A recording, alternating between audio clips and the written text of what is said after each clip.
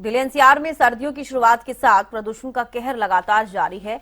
Grade 3 नियमों की अनदेखी हो रही है। बढ़ते प्रदूषण से सांस लेना दूभर हो गया है। आनंद विहार में एक्यूआई सबसे ज्यादा 383 दर्ज किया गया। इंडिया गेट और कर्तव्य पथ के आसपास के क्षेत्र का एक्यूआई 341। जहरीले धुएं की परत में ढका हुआ नजर आ रहा है कर्तव्य पथ और एक्यूआई बहुत खराब श्रेणी में पहुंच गया है। हरियाणा के भी कई शहरों में प्रदूषण से हाल बेहाल है। कई जिलों में एक्यूआई 300 से ऊपर दर्ज किया गया। बहादुरगढ़ में एक्यूआई सबसे ज्यादा 392 दर्ज किया गया। सोनीपत में 352, गुरुग्राम में 334 और फतेहाबाद में एक्यूआई 303। यानी कि आमतौर पर एक आंकड़ा देखा जाए तो 300 के पार ही दिल्ली एनसीआर हो चाहे हरियाणा के कई शहर हो, 300 के पार ही एक्यूआई का स्तर आमतौर पर देखा जा रहा है। प्रदूषण का स्तर कम होने का नाम नहीं ले रहा और बीच बीच में आपने देखा किस तरीके से और भी ज्यादा प्रदूषण बढ़ता है तो कई शहरों में 500 के पार भी एक्यूआई लेवल पहुंच जाता है। सुरेंद्र शर्मा चरखी दादरी से जुड़ गए हमारे साथ। सुरेंद्र, क्या कुछ ज्यादा जानकारी? लगातार प्रदूषण का स्तर बढ़ रहा है। चरखी दादरी में अभी कैसी स्थिति प्रदूषण की? बिल्कुल, जब से दीपावली का त्यौहार गया है उसके बाद से ही प्रदूषण स्तर लगातार बढ़ता जा रहा है। अगर मैं जिला चरखी दादरी की बात करूं तो 300 के पार प्रदूषण स्तर फिलहाल यहाँ चला गया है और क्योंकि प्रशासन की ओर से भी हिदायतें दी गई और लगातार शहर में भी पानी का छिड़काव किया जा रहा है। वहीं क्रेशर जो सबसे ज़्यादा यहाँ जिला चरखी दादरी में है, माइनिंग जोन है, वहाँ भी हिदायतें दी हुई हैं कि जब क्रेशर चलते हैं तो धूल का गुबार उठता है, उसके लिए वो पानी का छिड़काव करे। ये क्रेशर संचालकों को बोला भी गया है और निर्देश भी दिए गए हैं। वहीं नगर परिषद के अधिकारियों की भी उपायुक्त ने परसों बैठक ली थी कि लगातार प्रदूषण जो स्तर बढ़ रहा है इसके लिए कुछ जो हिदायतें हैं वो दी जाएं, लोगों को जागरूक किया जाए। इसके लिए अनाउंसमेंट जो ऑटो टीचर हैं जो गली गली घूमते हैं उन पर अनाउंसमेंट की जाती है कि कूड़ा न जलाए और धूल कम से कम पानी का छिड़काव करके फिर वो अपने साफ सफाई करे ताकि धूल न उठे। लेकिन लगातार ये देखा जा रहा है कि परसों रात को भी कई जगह पे कूड़ा का जलाने का भी मामला सामने आया था और इसके बारे में भी नगर परिषद के संज्ञान में ये बात अभी तक नहीं है। तो अधिकारी कितनी लापरवाही, कितनी सतर्कता करते हैं वो देखने वाली बात होगी। वहीं अगर मैं प्रदूषण की बात करूँ तो अब फिलहाल का 300 पार के प्रदूषण जाने के बाद से प्रशासन फिर से सख्त हुआ है। आज उपायुक्त ने फिर 12 बजे अधिकारियों की बैठक बुलाई है और क्रेशर संचालक और जो माइनिंग जोन के संचालक हैं उनको बुलाया गया है। और उससे भी ज्यादा बात यह है कि ग्रेड 3 लग चुका है, फिर भी निर्माण कार्य धड़ाधड़ चल रहे हैं और धूल उठाई जा रही है। जबकि ये होता है कि जब ऐसी स्थिति हो तो जब निर्माण कार्य हो तो तिरपाल वगैरह से ढककर फिर ये निर्माण कार्य करे ताकि धूल आसमान में न उठे और इससे दिक्कत न हो।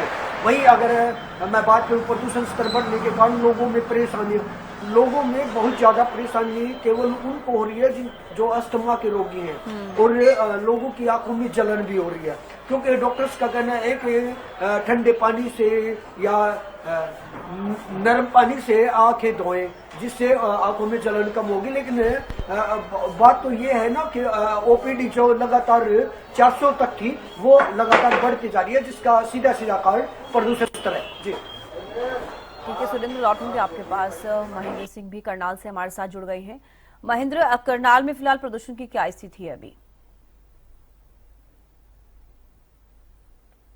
बिल्कुल, जब इसका देखें पोल्यूशन के स्तर की बात करें तो आज करनाल जिले के पोल्यूशन के स्तर में कुछ हल्का सुधार देखने को मिला है, क्योंकि एक्यूआई लेवल जो दर्शा रहे हैं वो कल की तुलना में कुछ कम हुए हैं। अभी करनाल जिले का जो एक्यूआई लेवल है वो 182 दर्ज किया गया है। सेक्टर 12 का एक्यूआई लेवल है।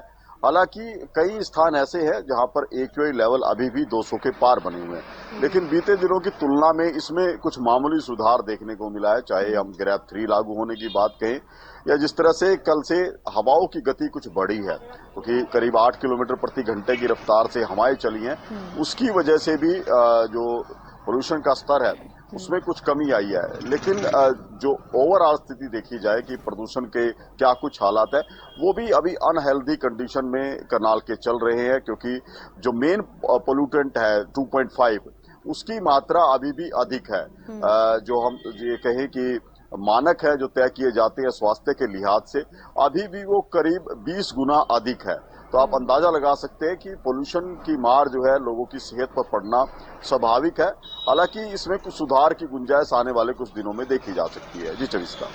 और बिल्कुल महेंद्र, बात की जाए मौसम विभाग की तो उनकी तरफ से क्या कहा जा रहा है, क्योंकि आमतौर पर देखा है कि जब भी बारिश होती है तो जो पॉल्यूटेड चीजें होती है उसके स्तर जरूर कम होता है। तो क्या इससे अंदाजा लगाया जा सकता है कि हल्की फुल्की अगर बारिश होती है तो इससे राहत मिल पाएगी?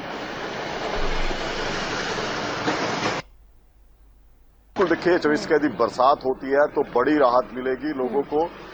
चाहे हम ये कहें कि पोल्यूशन के स्तर की बात करें या मौसम की जो परिस्थितियां बनी हुई हैं, यदि बरसात होती है तो लोगों को हर लिहाज से बड़ी राहत मिलेगी, क्योंकि जो स्मोक की जो चादर अभी भी आसमान में छाई हुई है, बरसात के बाद वो पूरी तरह से धुल जाएगी, साफ हो जाएगी, और जो धूल और धुएं के कण हैं वो भी कहीं ना कहीं हट जाएंगे, जिससे AQI लेवल में बड़ा सुधार देखने को मिलेगा। लेकिन जहां तक मौसम विभाग द्वारा अभी तक जानकारी दी गई है, अभी बरसात होने के कोई ज्यादा आसार दिखाई नहीं दे रहे। हालांकि अगले हफ्ते में जरूर कुछ परिवर्तन देखा गया है कि कुछ वेस्टर्न डिस्टर्बेंस एक्टिव हो सकते हैं। उसके बाद मध्यम दर्जे की या हल्के दर्जे की बरसात होने की संभावना है। यदि ऐसा होता है तो किसानों के लिए भी फायदा रहेगा और आम लोगों के लिए भी फायदा रहेगा जो इन दिनों प्रदूषण की मार को झेल रहे हैं। जी चविस्का। ठीक है, मैं लौटूंगी आपके पास। सुरेंद्र लगातार हमारे साथ बने हुए हैं। सुरेंद्र, चरखी दादरी में फिलहाल अभी प्रदूषण का स्तर जो बढ़ रहा है उसको लेकर कैसी व्यवस्थाएं की गई है, लोगों के लिए क्या एडवाइजरी जारी की जा रही है? आमतौर पर जो देखा जा रहा है लोगों को काफी समस्याएं हो रही है, चरखी दादरी में अस्पतालों के क्या कुछ हालात?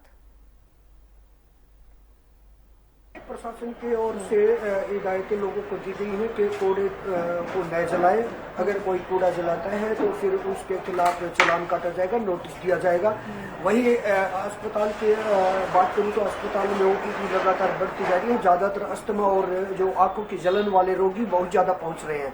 वही डॉक्टर्स का कहना है कि हर बार ऐसा होता है कि जब ये मौसम आता है उस समय प्रदूषण स्तर बढ़ता है और OPD भी लगातार बढ़ती चली जाती है।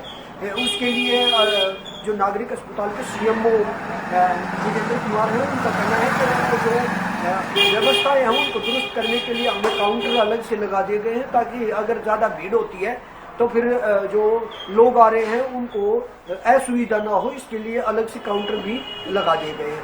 वही अगर मैं बात करूं प्रशासन की ओर से, तो प्रशासन की ओर से भी लगातार लोगों को हिदायतें दी जा रही है।